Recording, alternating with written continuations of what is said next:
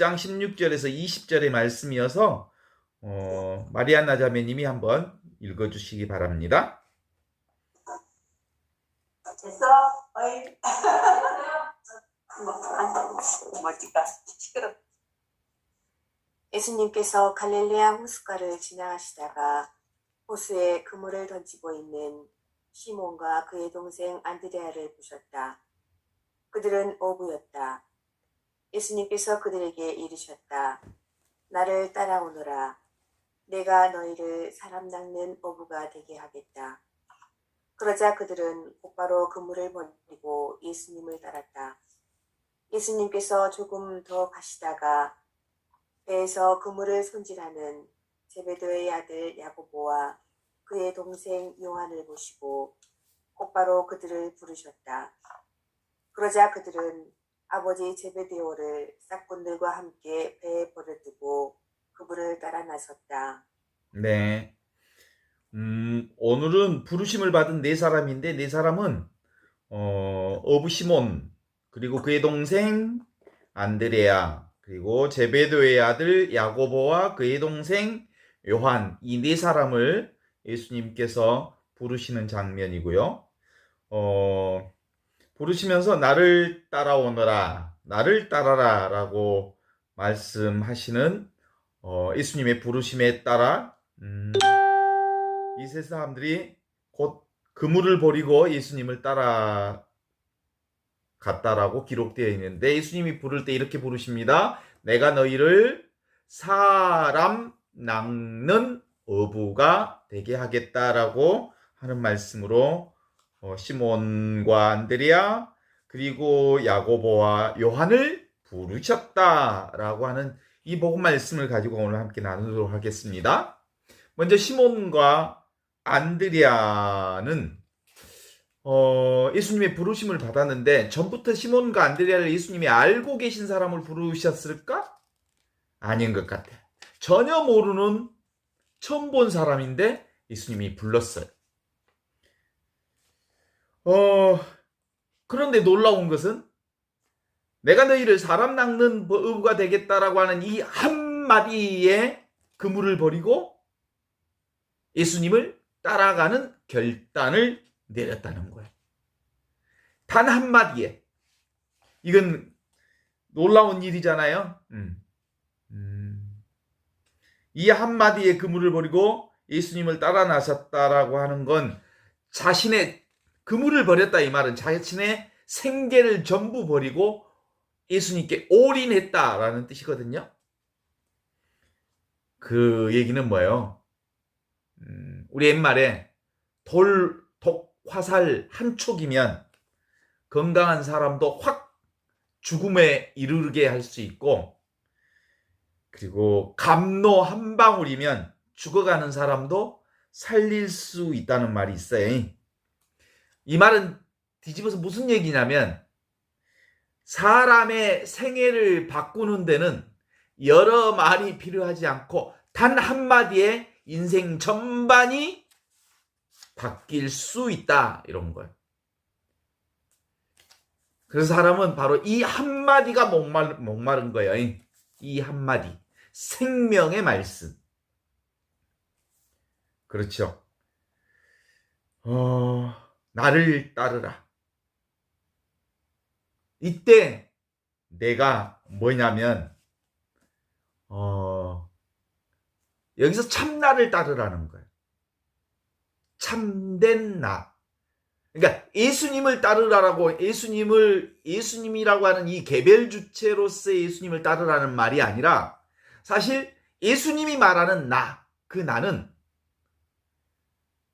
하느님의 아들로서 하느님과 하나인 이건 지금 여기 이것으로서의 나를 따르라, 이거예요. 둘이 아닌 하나인 이것, 저기가 아닌 이것인 이것,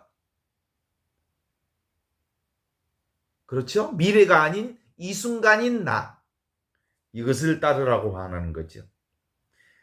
그래서 정확하게 말하면 이건 근본적으로 보통은 이제 스승과 제자의 관계에서 스승이 제자를 부르는 방식보다는 대부분 인간 사회에서는 제자가 스승을 삼는 거예요.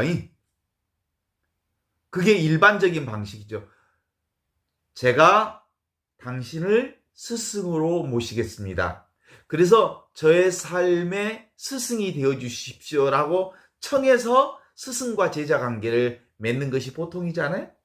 인간 세상에서는. 그런데 하느님이 예수님이 직접 야고보와 그의 동생 그리고 시몬과 그의 동생 안드레아를 부르시는 방식은 하느님께서 직접 부르시는 방식이라고 봐요. 보통 이게 인간의 방식과 하느님의 방식은 달라요. 부르심이 먼저 있고 그 부르심에 대한 응답이 인간 안에서 이루어지는 방식으로 진행되고 있는 거죠. 사람들이 이렇게 깊게 보면 사실은 먼저 오늘 오늘 요한나 자매님 생일이라고 그러는데 내가 낳은 날이 생일이요? 아니면 부모님이 나를 낳은 날이 생일이요? 부모님이 나를 낳았으니까 내가 이 세상에 온 거죠. 그래서 사실은 알고 보면 부모님의 노고에 생일날은 감사해야 하는 날이요, 사실은. 그쵸? 하느님이 이 세상에 보내주심을 감사해야 하는 날이지. 내가 축하받을 날이 아니고 내가 세상 사람들에게, 세상에 하느님께, 부모님께, 그리고 나를 낳은 우주 전체에 감사하는 날이지. 그래서 사실은 생일날은 축하받는 날이 아니고 내가 세상을 향해 한 잔 사는 날이지. 내가 베푸는 날이 되어야 되는 거지. 그냥 하는 소리고요. 그런 점에서 내가 너희를 사랑 남는 어부가 되겠다라고 약속하신 예수님의 그 뜻은 무엇일까? 사실은 그들은 고기를 낳고 있었잖아요. 고기는 뭐예요? 생계를 낳고 있었던 거죠. 돈을 낳고 있었던 거죠. 먹고 살기 위해 살았던 거죠. 물질을 낚았던 거죠. 소유를 창출하는 삶을 살았던 거죠. 물질 중심의, 대상 중심의, 보이는 것 중심의 삶을 살았던 거죠. 이게 고기를 낚는 어부의 삶을 얘기하는 거고 우리 삶 전반을 얘기하는 거예요. 모두 다 고기를 낚고 있어. 소유를 위한 삶이야. 그런데 고기 낚는 어부를 사람 낚는 어부로 만들어 주겠다라고 하는 부르심은 소유 중심의 삶을 살던 사람들을 있는 그대로, 지금 이대로의 존재를 살도록 부르셨다. 이런 뜻이에요. 존재. 존재는 뭐예요? 지금, 여기, 이것으로서의 나의 삶을 살도록, 나를 살도록, 나답게 살도록, 자신을 살도록, 하느님의 생명을 살도록 부르셨다라는 것이 바로 사람 낚는 어부로서의 부르심이라고 볼 수 있지요. 고기를 낚는데 사람을 위해서가 아니라 고기를 위해서 낚는 사람들이 많지요. 돈을 벌기 위해서 돈벌이에 몰두하는 사람들, 그게 바로 그런 사람들이죠. 대부분 다 그렇게 살지 않아요? 그런 사람들이 나를 따르면 더 이상 이제 고기를 낚는 사람, 재산을 모으는 사람, 소유를 위한 삶에서 있는 그대로의 자신의 존재를 수용하고 받아들이고 그냥 사는 사람, 살아있음, 현존, 현재 존재를 살도록 우리를 부르신단 말이지. 명예를 지키고 권력을 위해 권력을 쫓는 사람에게 예수님은 사람 낚는 어부가 되도록 우리를 부르셨다라는 말씀이죠. 그래요. 우리가 예수님을 따르면 저절로 그렇게 되는 거지요. 예수님의 삶 자체가 존재의 삶이니까, 현존의 삶이니까 우리도 곧 그렇게 나의 존재를, 나의 현존을, 있는 그대로의 나를, 나 자신을 사는 삶으로 우리를 부르셨다라고 말씀드릴 수 있죠. 야고보와 요한을 부르시는 것도 마찬가지 얘기지요. 왜 하필 어부들을 불렀을까? 왜 어부들을 예수님이 부르셨을까? 갈릴리아는 바다처럼 넓은 호수였거든요. 어부들이 많이 살고 있는 지역이 갈릴리아였거든요. 그죠? 거기는 전부 다 어부들이 살았어. 그러니까 보통 그러잖아요. 남산에서 돌멩이 하나 던지면 대한민국에서 가장 많은 김씨나 이씨가 맞을 확률이 제일 많아요. 예? 거기는 전부 어부들만 살았으니까 부르시는 사람들이 다 누구야? 어부를 불렀지. 그러니까 하느님이 어부들만 부른 게 아니라 지금 여기 이곳을 사는 나를 부른다는 말이에요. 누구든지 부르고 있다는 거예요. 그렇죠? 하느님이 우리를 불러서 지금 우리가 그리스도교 신자가 돼서 지금 이렇게 줌 강의를 통해서 하느님의 말씀을 듣고 있는 것도, 그러면 어부를 부른 특별한 이유가 있을까? 없어. 그냥 불렀어. 그런 거예요. 사실은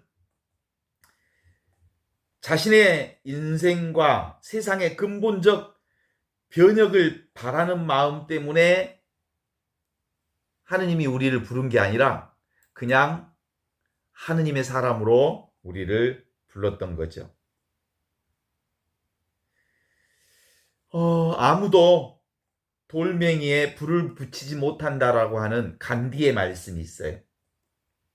그들 가슴 속에는 내 가슴에 불씨를 옮겨 붙이기에 알맞는 불쏘시개가 없어.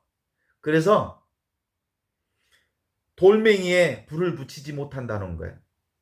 그러니까 안드레아와 그의 동생, 안드레아와 시몬과 요한과 그의 동생을 부른 이유는 그들 가운데 하느님의 불씨가 있었던 거예요. 우리를 하느님이 부른 것도 우리 존재 안에 하느님의 불씨가 있어요. 그래서 그 불씨를 발견하도록 우리를 부르신 거죠. 사실상 이 세상에 살고 있는 모든 존재는 다 하느님의 아들이요 하느님의 딸이기에 이미 하느님의 아들, 딸로 살고 있는 그에게 그 하느님의 아들, 딸임을 본인이 스스로 자각하고 알아차릴 수 있도록 그들을 우리에게 부르셨다라는 말씀인 거죠. 그렇습니다. 나무가 싹을 틔울 때는 그 싹 외줄기처럼 싹에 이렇게 한 대가 올라오지만 한참 올라오면 격가지들이 올라오잖아요. 그래서 예수님은 누구를 불러? 12제자를 부르죠. 이런 방식으로 해서 그래서 이게 바로 생명법칙이에요. 한 줄기에서 여러 가지가 올라오는 것처럼 예수님이 12제자를 부르는 것은 예수님이라고 하는 한 가지에서 12가지가 올라오는 것 같아. 그래서 나는 포도나무요, 너희는 가지다. 가지가 나무에 붙어있지 않으면 많은 열매를 맺지 못하지만 가지가 나무에 붙어있으면 온갖 열매를 다 열릴 수 있다. 곧 나무는 가지요, 가지는 곧 나무임을 아는 거예요. 그러니까 우리는 각각의 생김새와 모양과 자신의 삶은 각각 다르지만 우리는 누구에게 붙어있는 생명이요? 하느님께 붙어있는 생명이에요. 그래서 우리는 하느님과 하나이면서 평등한 하느님의 생명을 가진 하느님이면서 각각의 가지로서의 모양과 삶의 형태와 모습은 각기 다른 모습으로 나타나고 있다. 이런 거죠. 그러니까 하느님이 없으면 우리 모두도 없는 거야. 더 뒤집으면 우리 각자의 한 생명이 없으면 하느님도 없는 거야. 그래서 하느님이 있어서 내가 있고 내가 있어서 하느님이 있는 것과 같은 거예요. 나와 제자들 사이에는 나와 예수님의 제자들 사이에는 나무와 나무 가지들 사이와 같다. 그래서 누가 누구의 협조를 새삼 필요할 것도 없이 누가 누구의 협조를 필요하지 않을 것도 없이 그냥 나무는 가지요, 가지는 나무인 거야. 그래서 나는 곧 하느님이요, 하느님은 곧 나인 거야. 나는 하느님의 생명을 살고 있기에 나는 있는 그대로의 하느님의 온전한 생명을 살고 있는 하느님의 현존이다. 이런 방식으로 우리의 존재 자체가 하느님의 생명임을 알아내도록 소유의 삶을 살고 있는, 물질의 삶을 살고 있는, 보이는 것 중심으로 살고 있는 우리를 불러서 사람 낚는 업으로 우리를 불러주셨더라. 이런 거예요. 그런데 이 하느님은 어떻게 우리를 부르신다고요? 늘 불러요. 시도 때도 없이 불러요. 나를 따라오너라. 온갖 보이는 것을 통해서 보이지 않는 하느님이 우리를 부르시고 있다. 보이지 않는 하느님은, 없는 듯 계시는 하느님은 보이는 것을 통해서 부르시고 계신다. 없는 듯 계시는 하느님은 온갖 사건을 통해서 하느님이 계심을 보여주셔. 우리를 불러주셔. 온갖 상황을 통해서, 온갖 사람들을 통해서, 온갖 내가 하는 모든 일을 통해서 하느님이 살아계심을, 그리고 살아계신 하느님과 함께 계심을 우리에게 보여주시고 바로 존재의 삶으로 우리를 불러주시는 거예요. 대상 중심의 삶, 모양 중심의 삶, 보이는 것 중심의 삶, 느끼는 것 중심의 삶에서 느끼는 그 자체를 느낄 수 있도록,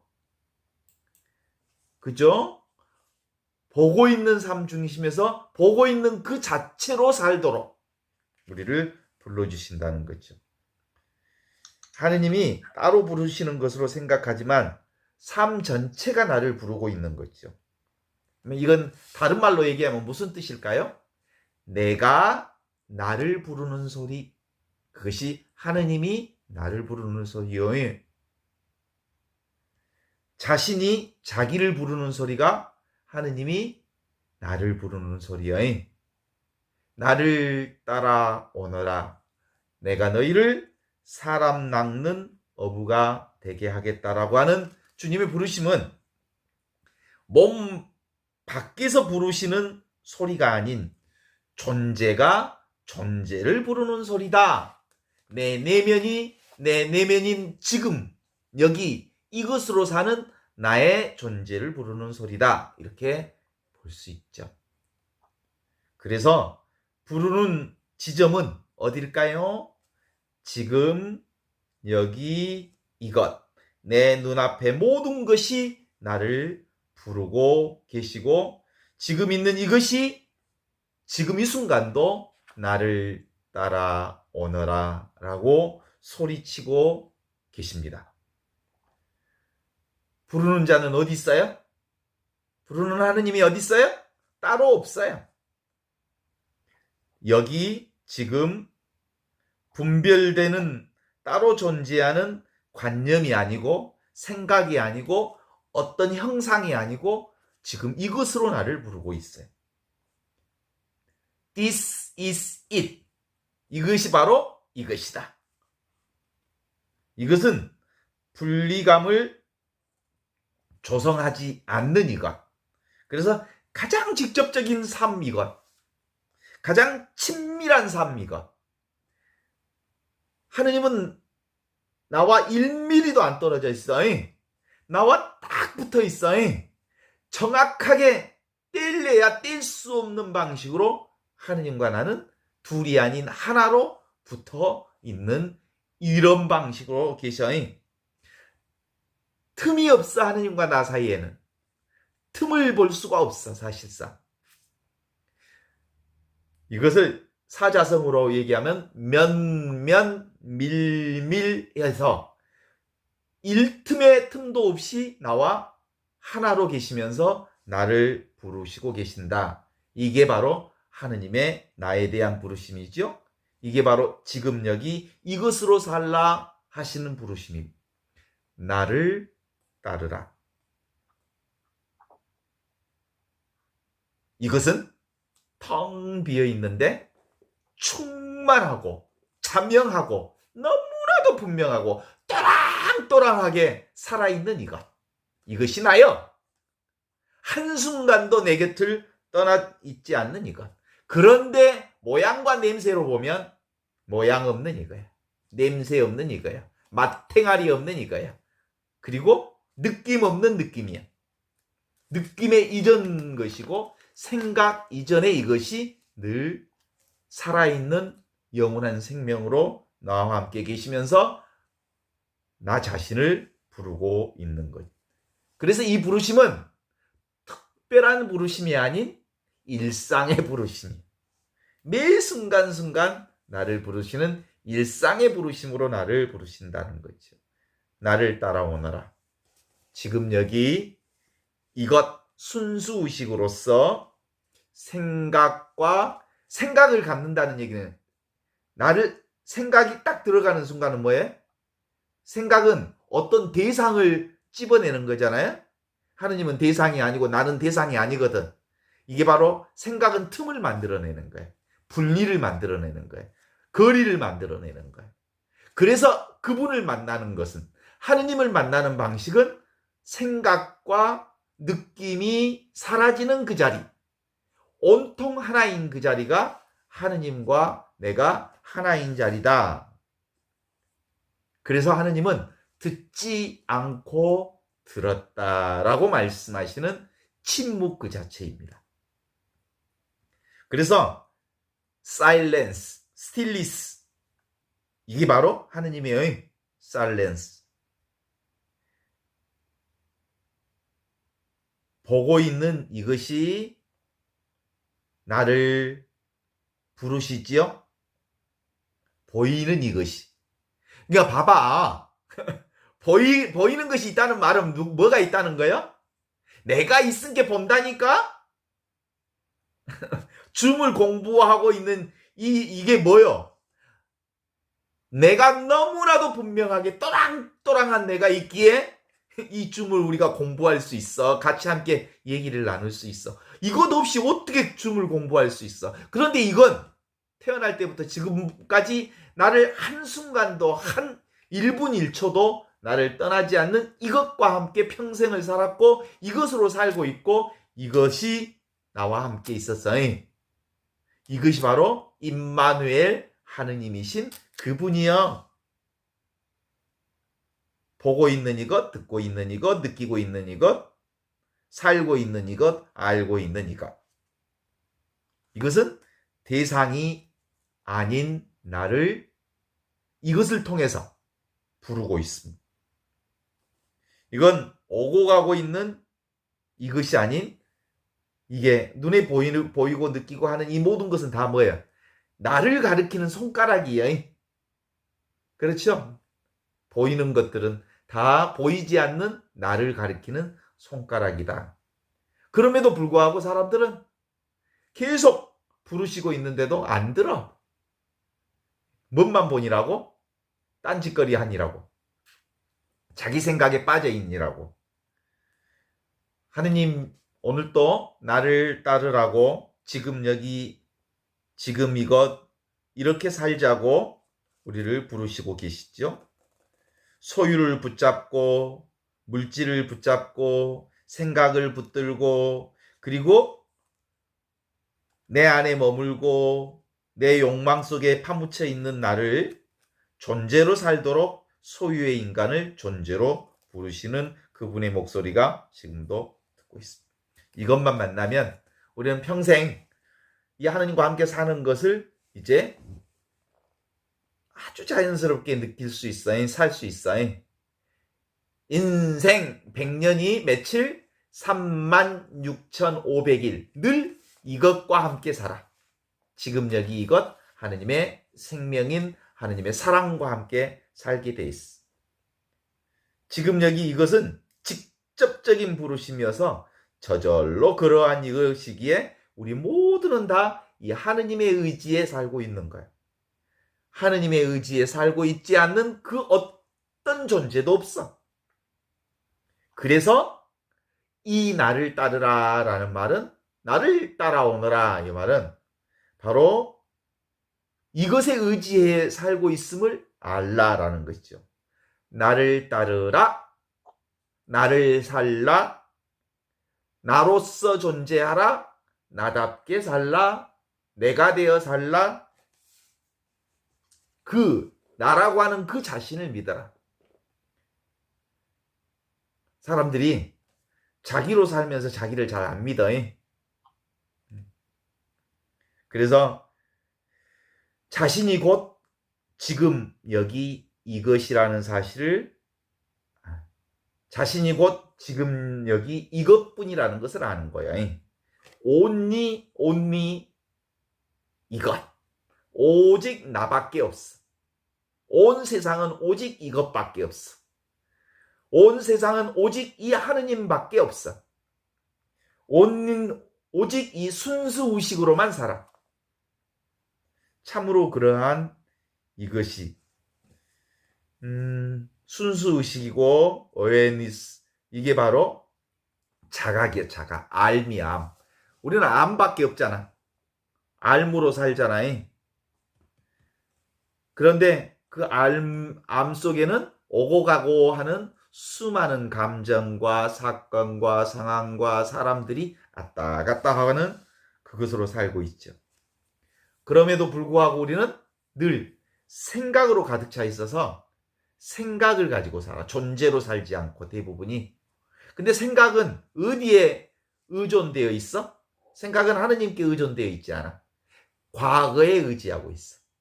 모든 생각은 과거를 기반으로 해서 살아. 과거의 데이터를 가지고 생각을 구성해. 그리고 그 과거의 데이터를 가지고 이미지와 말과 개념과 언어로서 그것을 구성해서 살아가고 있는 것이 일반적인 우리의 삶의 형태지요. 그래서 모든 삶은 과거에 기반해서 하는 거예요. 이 과거는 죽은 거예요. 과거의 이것, 과거의 지식은 살아있는 게 아니에요. 죽은 지식이요. 죽은 삶이요. 그래서 죽어있는 과거의 생각에 끄달리며 사는 우리를 나를 따르라 하심으로 예수님은 뭘로? 살아있는 지금 여기 이 삶으로 우리를 부르셨다는 거예요. 존재를 살라고 부르셨다는 거예요. 본래 있는 이 하느님의 생명을 살라고 부르신 거지요. 그래요.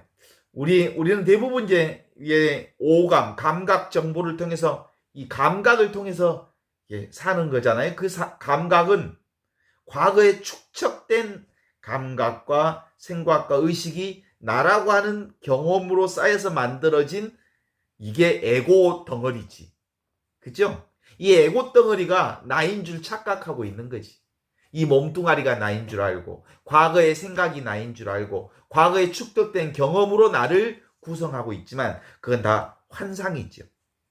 우리가 그렇게 살고 있기 때문에 몸뚱아리와 생각과 과거의 기억과 과거의 경험으로 축적된 이것을 나라고 여기기 때문에 그것이 사라질까봐 인간은 늘 두려워해. 초조해. 불안해. 인간은 누구나 할 것 없이 본질적으로 다 두려워해. 왜냐하면 이 에고 덩어리를 나라고 부둥켜 안고 있기 때문에 그래. 그죠? 이 에고 덩어리, 이건 사실은 무상한 건데, 실제하지 않는 건데, 진짜 나는 뭐라고? 지금 여기 이것으로서 없는 듯 있는 이것, 텅 빈 충만함으로 가득 차 있는 이게 나인데, 과거의 경험을 중심으로 해서 사고하고 과거의 경험을 중심으로 해서 그 경험이 나라고 착각하는 환상과 망상으로 살아간다는 거지. 그래서 인간은 늘 이렇게 두려움 속에 산대요. 인간의 최초의 두려움은 언제부터 시작되는 거냐면 말을 배울 때부터 두려움이 생각이 들어. 그러니까 아이도 분리불안을 언제부터 느끼기 시작하냐면 나라고 하는 자아의식이 생기면서 분리불안이 시작된 거예요. 그 전에는 분리불안이라고 하는 것 자체가 없어. 이미 엄마하고 하나이고 세상과 하나이고 둘이 아닌 세상에서 살았기 때문에 전체가 나였기 때문에 아이에겐 두려움이란 존재 도대체가 있을 수 없었던 거지. 그러다가 어느 순간부터 언어를 배우면서 분리를 시작하면서 엄마를 알아차리면서 자기와 엄마가 분리되어지는 불안이 시작되는 거지. 그래서 맨날 엄마 치마끈을 졸졸졸 끌고 다니면서 사는 애기들 보면 그런 거예요. 나라고 하는 자의식이 생기면서 분리불안 때문에 엄마 치마 폭 붙잡고 졸졸졸졸 따라다니는 거죠. 그래요. 우리가 보통 이제 그 옛날 얘기를 기억할 때도 주로 뭘로 기억하냐면 옛날 얘기를 스토리로 기억하는 스토리를 만들어 그 스토리로 기억해. 그래서 과거의 나의 삶을 기억할 때도 스토리로 기억한다고. 제가 아는 어떤 그 대체의학을 하는 민족의학을 하는 어떤 어른이 있었어요. 그 어른은 자기를 뭐 이렇게 영험한 잘 고치는 삶이라고 하는 것에 대한 그 스토리를 만들었어. 내가 과거에 어떤 사람인지를. 그래서 아주 과거 얘기를 쫙 풀면 얼마 드라마 같은 얘기를 해요. 근데 그 사람을 너무너무 잘하는 이웃집 어렸을 때부터 살았던 사람 얘기를 내가 들어봤더니 다 뻥이래. 거짓말이래. 본인이 다 만들어낸 과거 얘기래. 근데 그 양반은 만나는 사람마다 수백 번, 수천 번 자기 과거사를 쫙 반복해서 풀어냈기 때문에 말할 때마다 너무너무 진짜인 것처럼 얘기해. 실제로 진짜로 착각해. 그리고 진짜라고 자기가 구성한 거잖아요. 말을 만들어낸 거잖아요. 그럼 이미 자기 얘기가 돼버린 거야. 자기는 거짓말이라는 생각이 눈꼽만큼도 없어. 왜냐하면 그것을 수천 번 풀어먹었기 때문에 이미 자기 안에 그런 과거 역사로 그림이 착 그려져 있어. 그래요. 우리의 생각과 기억은 실질 과거와 100% 일치하는 게 별로 없어. 내가 이미지로 구성한 거죠. 진짜는 어디 뭐야? 지금 여기 이것만이 진실하고 지금 바로 이것만이 하느님 살아계신 하느님이 살고 있는 진실의 순간이요, 진리의 순간이요, 살아있는 생명의 순간이라고 말할 수 있는 거죠. 하느님 나라는 따로 없어. 하느님 나라가 따로 있다고 하는 건 환상이야. 하느님 나라가 없음을 아는 것이 하느님 나라야. 지금 여기 이것뿐이야. 이 전체의 나의 삶 자체가 하느님 나라인 거지. 그러니까 하느님 나라란 하느님 나라가 따로 없음을 아는 나라가 하느님 나라예요. 내가 따로 없음을 아는 게 나를 아는 거고 하느님이 따로 없음을 아는 게 하느님을 아는 거야. 하느님 나라가 따로 없듯이 세상이 따로 없는 거예요. 그래서 하느님 나라와 세상은 둘이 아니야. 이 세상이 곧 하느님 나라요. 내가 곧 하느님 나라요. 하느님이 곧 나요. 하느님의 생명이 곧 이 세상 전체 안에서 드러나 있는 나라예요. 따라서 진리는 감추어져 있지 않아. 온통 열려있는. 그래서 하느님의 진리는 오픈 마인드. 열린 마음, 열린 자세, 열린 삶을 사는 사람은 늘 진리의 삶을 사는 사람이요. 그 누구도 구별하거나 구분하거나 배제하거나 배척하지 않고 있는 그대로 지금 이대로를 사는 사람이야말로 진정으로 하느님을 사는 사람이에요. 그라제? 그럼요. 그래서 절대로 분리 없는 이것, 그 분리 없는 나를 경험하는 것이 바로 하느님을 경험하는 것, 울타리 없는 나를 경험하는 것, 이 세상과 내가 원래부터 하나님을 경험하는 것. 나 없이 이 세상 없잖아. 그렇죠? 이 세상 없이 나 없잖아. 둘이 아니잖아.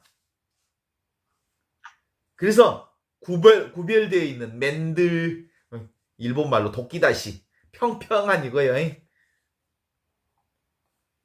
그래서 우리가 세상 삶을 불안해하는 이유는 뭐냐면 분리해서 보기 때문에 그래. 그래서 분리의 주범이 뭐냐면 생각이에요. 생각은 끊임없이 경계를 지우고 규정하고 분리하고 그러잖아요. 그래서 생각 속에 빠지면 자기 안에 갇혀, 에고 속에 갇혀. 그래서 생각 속에 사는 사람을 귀신 속을 해서 사는 사람이라고 그래. 그래. 예수님이 돌아가신 뒤에 제자들이 다락방에서 숨어갖고 벌벌벌벌 떨고 있었어요. 아시죠? 온갖 생각에 갇혀 있었지. 예수님 따라다니던 사람이 예수님 죽고 난 다음에 그 갇혀 있는 공간이 바로 다락방이었어. 다락방 속에서 불안에 떨고 있는 제자들에게 턱 나타나셔서 예수님이 열린 공간으로 만들어주셨지. 너희에게 평화가 있기를 빈다 라고 얘기하면서 거기서 열린 체험을 하는 거예요.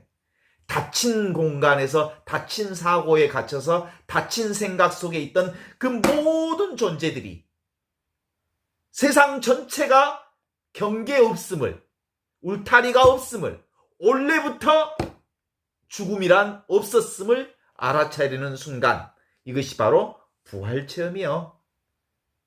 우리의 죽음과 부활도 누가 만들어낸 거예요? 생각이 만들어낸 거예요. 원래는 텅 비어 충만한 이것뿐인 거예요. 지금 여기 이 순간뿐인 거예요.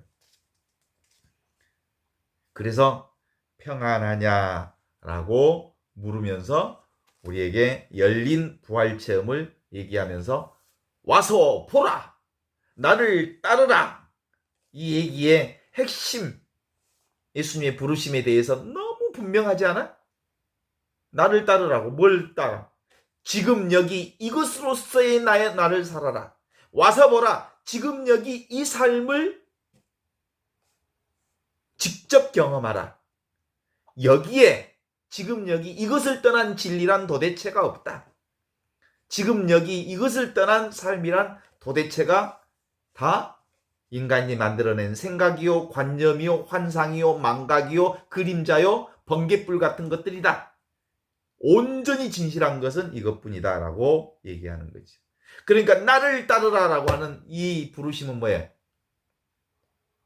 나를 아는 소식을 전해주신 거죠. 그죠? 내 소식이죠? 자기 자신의 소식이죠. 그렇잖아요? 거울에는 수많은 이미지가 비쳐요. 평평한 우리가 보는 그 겨울에. 그러니까 이 거울에 아무것도 비추지 않는 순수 거울이 있을 수 있어? 없어. 일단 겨울이 있는 한 거울에는 어떤 상이 비쳐. 그런 것처럼 나라고 하는 건 사실 모양이 없는 거울과 같은 거야. 그러면 나라고 하는 이 거울이라고 하는 건 늘 어떤 형상이 비춰지고 있는 이 상태죠. 그러니까 세상과 나는 하나예요. 보는 것과 보이는 대상과 보는 것이 하나예요.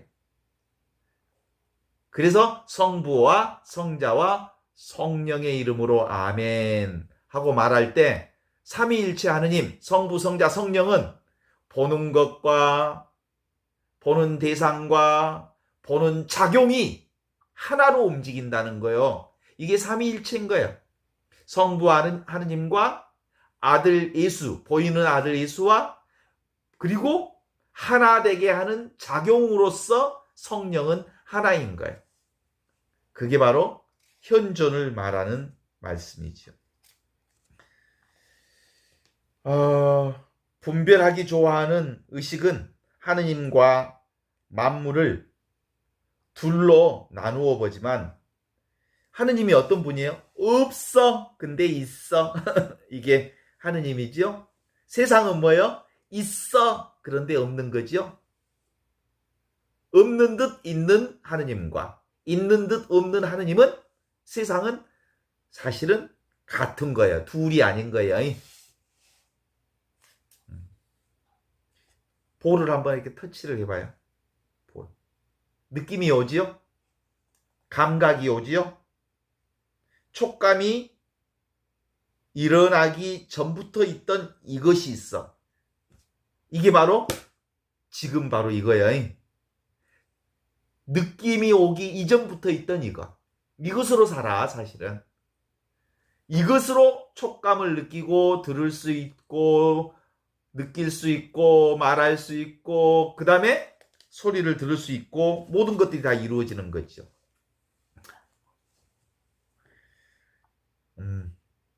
이건 안 잡히잖아. 나는 안 잡히잖아.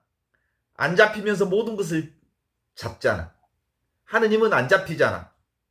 잡을 수 없잖아. 대상이 아니니까. 그런데 이 하느님을 통해서 모든 것을 보고 듣고 느끼고 할 수 있는 잡을 수 있는 이거잖아.